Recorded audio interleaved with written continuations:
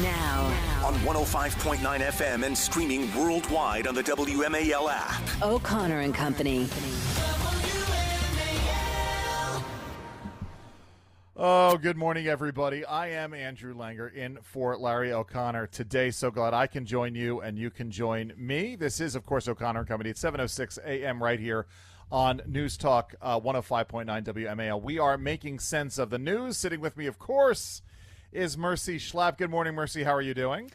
Great. I feel like I'm with my other brother. I mean, normally Larry is my partner in crime, but this has been a joy, Andrew. You make Let it me so tell you easy. something. I know we don't talk about Disney here, but I did do a trip to Disney World, and one of the highlights of it. I know we don't talk about the music either, but I'm going to here. One of the highlights of my trip to Disney, Mercy, was we did this roller coaster, this Guardians of the Galaxy roller coaster, in which you hear pop music, and the song that we got was Gloria Estefan and the Miami Sound Machine. It was really, it's a classic. It's a good one. Yes, it was great stuff. So listen, we got Matt Foldi joining us in just a little bit to go back and talk about Arlington, but I want to start here. So, Kamala has been very, very tightly scripted on the campaign trail, and there's been a very good reason for this, because we know when Kamala gets off script, unintentional comedy ensues. She and Tim Walz were starting their journey through the South. And, well, we got Kamala's deep thoughts. Let's play cut 6. And now, deep thoughts. Yeah. So, I've been hearing about you incredible young leaders for quite some time, from the players to those who are bringing joy to everybody in the stands, to the music that you guys are creating. And so we wanted to come by just to let you know that our country is counting on you. All of you. You are leaders. By the very fact that you all are here in this room, doing what you do at this incredible school, doing it as one big team, understanding all of the different parts that fit together. All right, let's pause there, Michael. So, understanding all the different parts that fit together, you're all leaders, but you're all followers, but you're all part of a team, but you're all individuals. I mean, it really is like you go in and listen, you just heard me, you start off a segment, you don't know what you're going to say, you sort of find your way through it. But this is what happens with Kamala Harris when she tries to noodle her way through it, isn't it, Mercy? Oh, boy. Talk about being unrelatable. Look, Andrew, you've met a lot of politicians in your lifetime. I've met a lot of politicians in my lifetime. And there is something about Kamala Harris where she just cannot connect to anyone. Yes. Teenager, old people, moms, dads. She's so unrelatable, and she tries so hard. She almost makes you, she almost dumbs it down for you. Like, she's treating the teenagers like toddlers. I think for her, it's so difficult for her to come up with just anything that's inspirational off the cuff. Figure out any lines that she's ever said that has been inspirational, off the cuff type of remarks. Well, I can't. There's not one instant. This is what gets to me, right? Is that Tim Walz goes in and he's been referring to her as the head coach, which I guess gets into this thing, and I'm sure you were talking about it last week. Tim Walz repeated lies about being the coach of this football team when he was the defensive coordinator. Not that there's anything wrong with people who are defensive coordinators, but this idea that now he's going to refer to Kamala as his head coach, oh boy, is just crazy to me. Michael, can we let's keep going with this to hear what more that she had to say. Some of the best work any leader can do, and we're so proud of you. We were counting on you. Your generation. All that you guys stand for, everything you have at stake, is what is going to propel our country into the next era of what we can do, what we can do. Okay, all right. We can pause that there too. And I know, what we can do. What is she saying? What is she saying, Andrew? Your generation, all that you guys stand for, and everything you have at stake is what's going to propel our country into the next era of what we can do.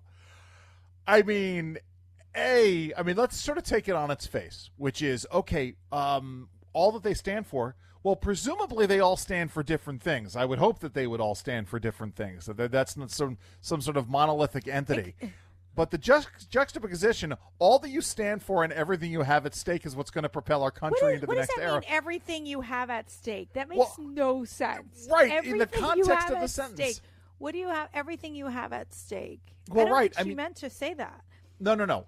It's a situation all that you where stand for and what is at stake. That would have been the appropriate English way to explain it, I think. Sure, right. But even then, it's like, okay, your generation, all that you guys stand for, we understand the challenges, right? The way it is your generation and the energy that you bring, the youthful energy you bring, and understanding the challenges you all face, that's what's going to propel our country into the next era of what we can do, by the way, which is also a very strange way to put it, into the next era of the challenges. I mean, it is just crazy go nuts. Michael, we still have more? Let's keep going with this. Always lead as you have chosen to lead. Understanding you don't have to ask anybody's permission to lead.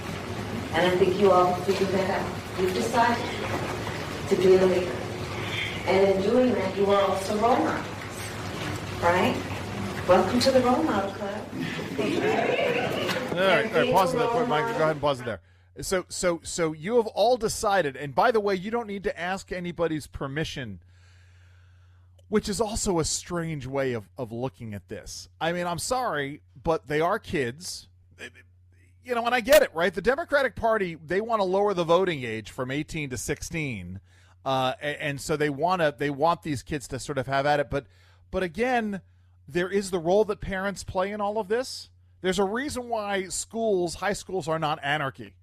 Yes, exactly. You used to be able to ask any high school teacher, and they would recognize that there's a certain degree of control and rules that need to be done. This is like Kamala Harris being giving out participation trophies. It's like, you know what I mean? It's like, yes. you all are just so amazing. You all are just great, and you have chosen to lead, and you've done this all on your own type of thing. It's like, it's so bizarre. It's just so bizarre. It is. Oh my God. I'm going to read this. We'll probably come back to this in a minute. I want to say to you that you must always lead as you have chosen to lead. Understand that you don't have to ask anybody's permission, and I think you can all figure that out. You know what it reminds me of? What?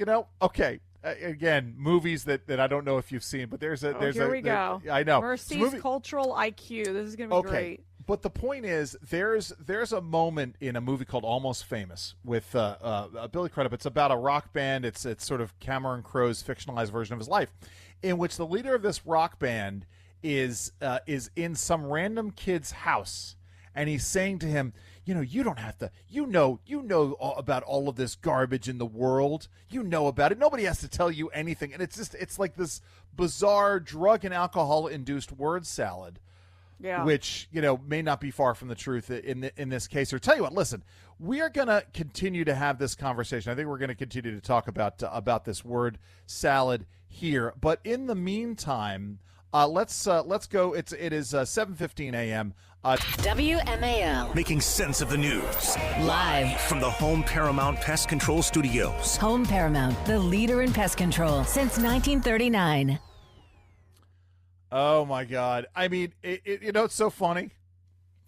I love it. I love. I had some. I had a way to referring to Jen Psaki, the chief cheerleader for the Biden campaign over at or the Harris campaign over at MSNBC. Jen Psaki praised the talk by Harris at this high school and the authenticity. If they're showing up at a high school, it's probably appealing to the parents and people who have kids who are in bands and the grandparents. Along those lines, let's hear what Jen Psaki had to say. If they're showing up at a high school, I think it's probably appealing to the parents and the people who have kids who are in bands and the grandparents and things along those lines. But I love these local stops, too, because it does show you the authenticity. Right. You look at that and compare it with J.D. Vance at the donut shop, right, Anthony? Right, and Donald Trump can't do this. Right. What struck me the most about what this clip we just saw, Jen, is number one, she just seemed comfortable. Right? Impromptu. She was speaking off the cuff. She just seemed comfortable, just as comfortable in this classroom as she was on the stage last week talking about national security issues. Mercy, I want to play this. Does this sound, let's play cut 7C. Does this sound like someone who's comfortable being there? 7C. And I want to say to you that you must always lead as you have chosen to lead. Understanding you don't have to ask anybody's permission to lead. And I think you all figured that out. You've decided to be a leader. And in doing that, you are also role models, right? Welcome to the role model club. And being a role model, right, means that there are going to be members of your family, people who live in your neighborhood, your classmates who want you to see, oh, that's how it's done. All right, we can end it there. And listen, again, not to denigrate anybody, because I can't play a musical instrument worth a darn.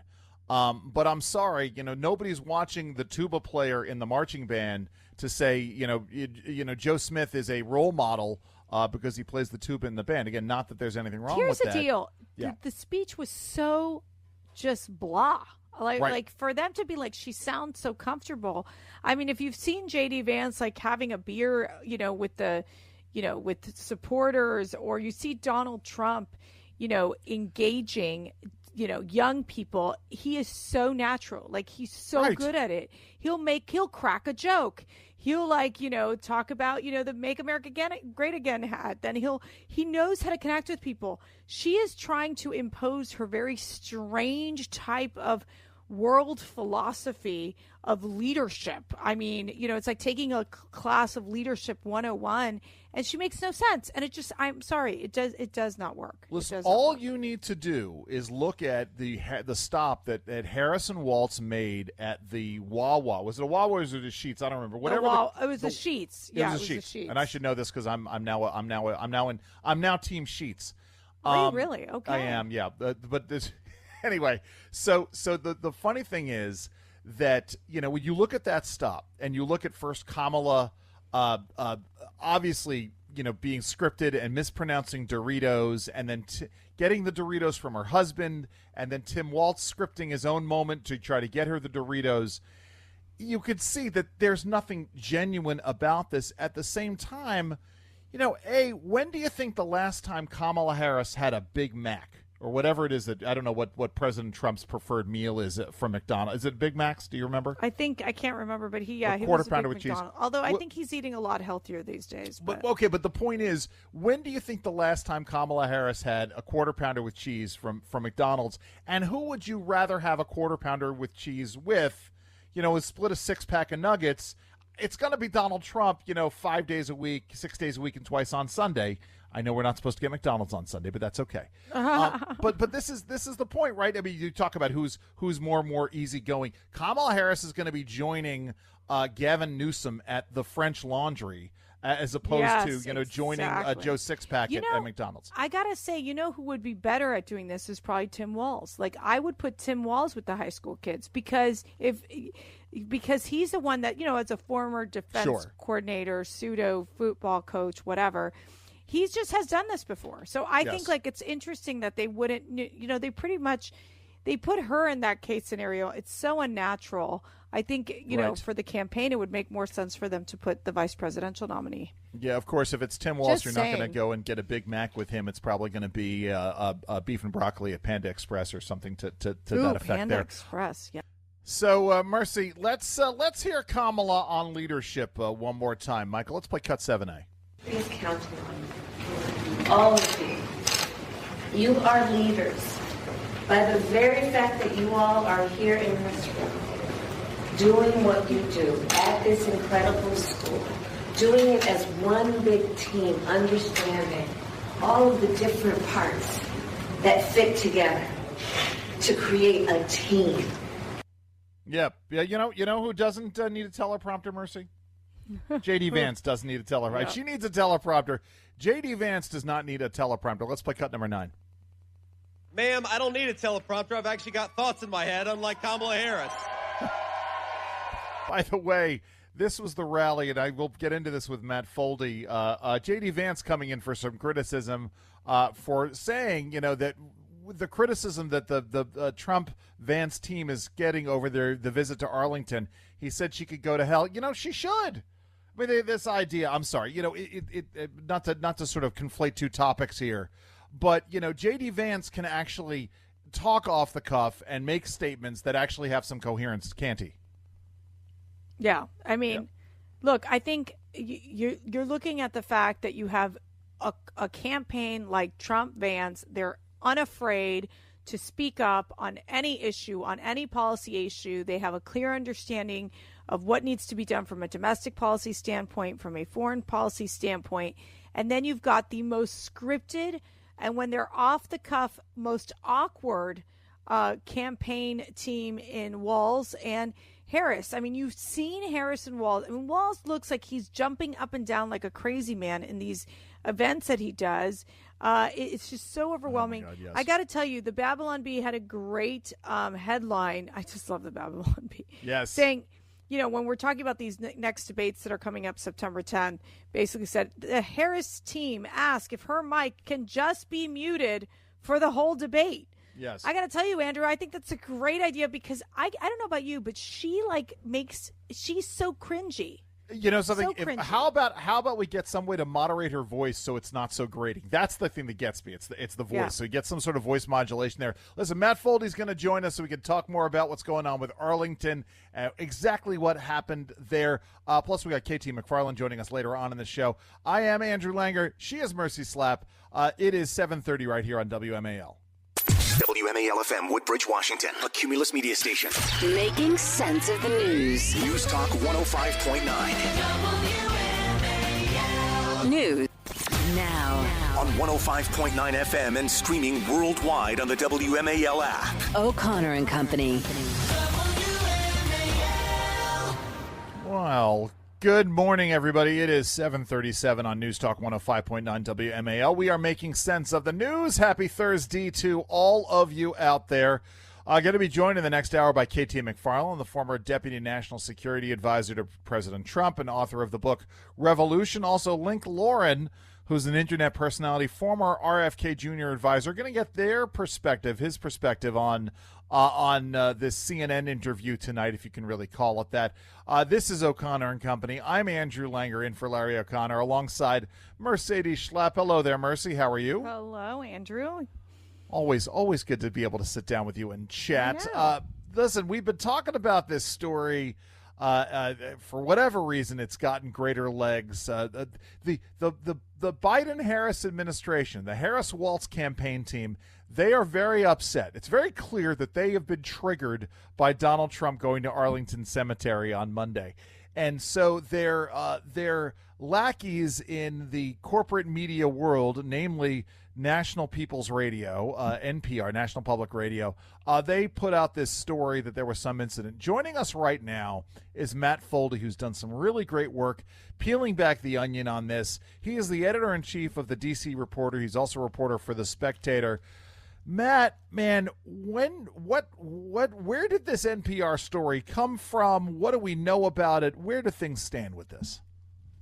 Hey, good morning, guys, and thanks so much to you guys. And WMAL has been incredible in covering this saga and also just these Gold Star families in particular. Now, unlike anyone from NPR, I was actually there, and I looked on their website. I don't even think that NPR covered Trump's presence at the ceremony. It was only when they tried to make this a problem for Trump that it even merited coverage. So let's start there. But there are a couple of things that I think are important to remember here. You mentioned, obviously, the Harris-Walz campaign seizing on this.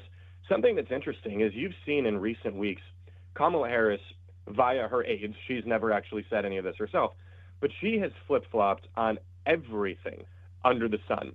She just changed her mind on the EV mandate, her aides say, right? She now opposes this, even though she supported it. She changed her mind through her aides on Medicare for All, on the Green New Deal, even though she supported these.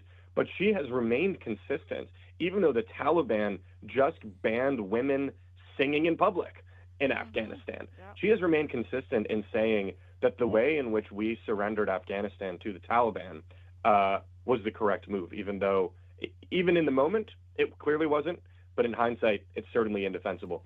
Something that's important also to understand with this ceremony itself is I had been, planning to go. I've been talking with the Gold Star families who had requested these ceremonies and had invited Donald Trump in the days ahead of it.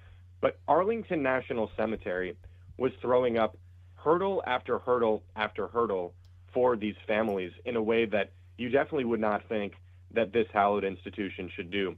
And huge props to Speaker Mike Johnson for getting on the phone with Arlington and berating these people. Now, what I'm talking about is they did not want to, for example, allow the third wreath-laying ceremony, which was where Trump laid a wreath for all 13 service members who were killed at Abbey Gate, which is crazy. And then just to kind of remind everyone of how we got here, Biden and Harris both signed off on, right? She said she was the last person in the room, handing over Afghanistan to the Taliban so they could get a photo op for 9/11, 2021. In the run-up to that, they made basically every wrong decision you could possibly make, namely abandoning Bagram Air Base to the Taliban. The suicide attacker was in prison at Bagram Air Base.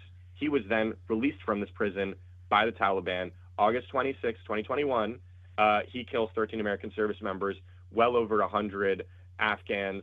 That was what these families wanted to commemorate. They wanted a commander-in-chief to celebrate the memories of their children for the first time in this manner. Now, one thing that's very important is that they actually did ask Joe Biden to meet with them, not at Arlington National Cemetery, because he's been nothing but disrespectful to these families, right? He obviously stared at his watch.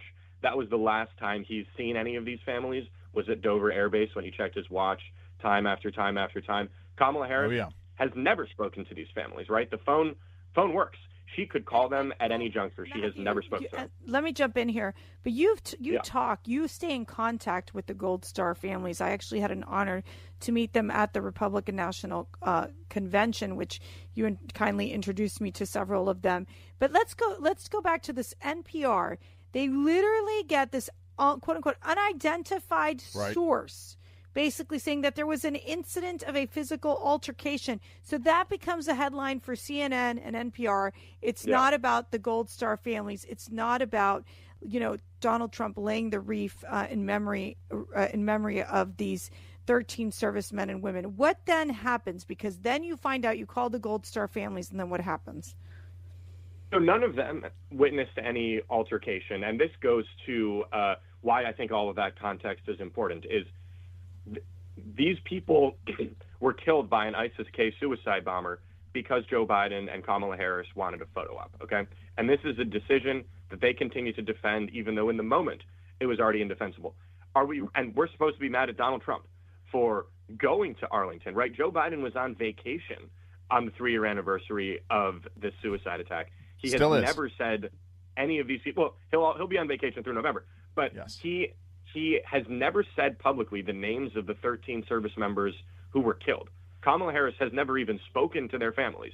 And all of a sudden, Donald Trump, who was invited by the Gold Star families to Arlington for these ceremonies, is the bad guy here. Now, I don't know what did or did not happen with this altercation. The Trump campaign has said there's a video showing that basically nothing happened. It seems like an overeager Arlington employee tried to stop filming, all of which the families who were present completely signed off on. So that, all of a sudden, is the thing that we're supposed to be angry about. I think it not only is it disingenuous, it's beyond disrespectful to the families there to make it seem like they have no agency and they're being used as a political prop. Right, the political pawns here. Matt, can you stick with us for a bit? Because I've got a couple more questions here. Can you stick around for a minute? You got me all day long. Good. All right. Well, we don't need you all day, but long. That's a lot, Foldi. I get to put up with you in that. the afternoon. So. Yes, thanks. Listen, we've got more coming up. On the next Vince Coglianese show, the big story that the media absolutely refuses to tell you about today, we've got it 3 o'clock here on WMAL. We are continuing our conversation with Matt Foldi. He's a reporter at The Spectator. He's the editor-in-chief of the D.C. Reporter, talking about this issue of what's been going on at Arlington. We got this situation we've got the story from NPR. CBS News picked up on this, Matt, and yet did CNN go and interview somebody from the Trump campaign? No. They went and they interviewed the Harris campaign about this. I mean, there is a certain disingenuousness to having the moral outrage over what Donald Trump did at Arlington when you're not taking the step to talk to these families yourself? I mean, do I have that that level of hypocrisy? Well, I think both from the Democratic Party and from their allies in the media, this is correct in both regards. And it's been over 3 years since the suicide attack. And again, Biden, the last time he met with any of these families was when he disrespected them on a global stage, staring at his watch because he couldn't be bothered during their dignified transfer ceremonies. And I've been covering a lot of the saga and the hell, quite frankly, that these families have been put through, who deserve nothing but the best, as Americans. And so I think you see a complete disinterest from the Democratic Party, except when they can be used as political pawns who lack agency. They're claiming it is unseemly for them to do a thumbs up with Donald Trump at Arlington National Cemetery. Well, they were excited to see him. I reported on how Donald Trump has hosted these people at Bedminster. His meeting with them was supposed to last 15 minutes. It lasted 4, 5, 6 hours. He had dinner with them, hosted them there. And I think that after several of these families spoke last month quite movingly at the Republican National Convention, where Mercy met several of them, they went from nuisances to the Democratic Party and their allies in the media to people who should be attacked at any given moment. So you see not only the Democratic Party not interested in meeting with these people, in conducting meaningful oversight of the Afghanistan withdrawal, right? Remember, no one has been fired for this. People have only fallen upwards from this. I just wrote about that again this week. And from the media, who you would think they would be interested in covering the greatest American foreign policy failure of our lifetimes that has led directly to calamitous global events like Vladimir Putin invading Ukraine. But there is no interest on the journalism side either, because this has been the inconvenient truth of the Biden campaign. Think about for a second, his poll numbers not only have never recovered, people blame education for why Glenn Youngkin was able to win. But if you look at the polls in 2021, Terry McAuliffe started plummeting as people were falling off of planes in Afghanistan. Sure. And him saying what Democrats believe, that parents shouldn't be involved in their kids' education, was just the final nail in his coffin. It was not actually his full undoing. Matt, I want Mercy to jump in here and ask you a question here. Yeah, real quick. So as you were talking about journalists, we've got the big, quote unquote, first interview with Kamala Harris and Tim Walz. What's your expectation coming out of this interview? Do you think Dana Bash is going to ask about, these foreign policy issues as we know it? I mean, what's your expectation coming out of this? Well, it's been too long since I've seen you, since yesterday at Newsmax. And I think that this interview, it's probably going to be her only interview. I think I feel worst for Tim Walz, because he has no idea what Harris is going to pretend to believe today. But what I would expect, it's CNN, so they probably already got the questions ahead of time. And I think that they will be perceived as difficult questions, perhaps, while fundamentally being the softballest softball questions. And I think that the risk for Harris in basically doing one interview between now and November is this is the whole shebang. If she doesn't knock this out of the park like it's nobody's business, then it will only reinforce questions that people have about her ability to be president of the United States. I don't think we're going to learn anything serious, right? I think the question that the Harris campaign has been facing is it's going to plagiarize, because it has not been ready in the making. So does it want to plagiarize Donald Trump, or does it want to plagiarize Hugo Chavez? And depending on the issue, that's been their instinct. But, at this point, she's going to be campaigning on building a wall and making Mexico pay for it on immigration. And she already is campaigning on price controls and some sort of rent control. So that's where I think you'll see the kind of competing factions within the Democratic Party try and drag her. But, do we think, for example, on this Arlington mess, do we think she's going to be pressed on this? Only in a way that helps her. This is going to be an infomercial for her campaign. Matt, we need to leave it there. Go and follow Matt on X, on Twitter. It's at Matt Foldi, Foldi. By the way, check your DMs. I sent you a DM there, Matt. Thank you so very much for joining us today. All right, you are the man. Talk to you guys. Thank you. We'll talk to you again soon. More to come. It's 7:54 here on WMAL.